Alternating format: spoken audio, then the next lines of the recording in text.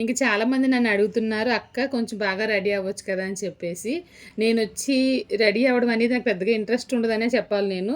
జడ యేసుకుంటే curly hair కాబట్టి పిచ్చి పిచ్చిగా ఉంటుంది కాబట్టి ముడి వేసేసుకుంటాను. నాకు కొంచెం బావుంటుందన్నట్లు నా ఫీలింగ్ అనమాట.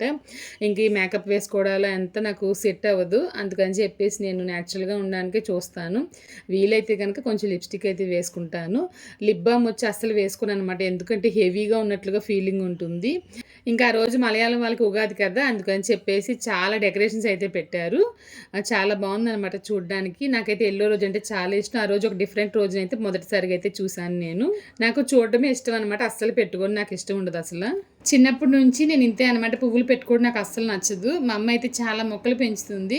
ముఖ్యంగా గులాబీ పువ్వులు పెట్టుకోమని చెప్పేసి నన్ను బతిమలాడుతూ ఉంటుంది గానీ, చెట్టుకి అలా ఉంచారంటే ఒక 4 రోజులు ఉంటాయి కదా! అని చెప్పేసి మైండ్ సెట్ నాకు చిన్నప్పటి నుంచి అలవాటు అయిపోవడం వల్ల నాకు తలలో పెట్టుకోవడం అయితే అస్సలు నచ్చదనమాట.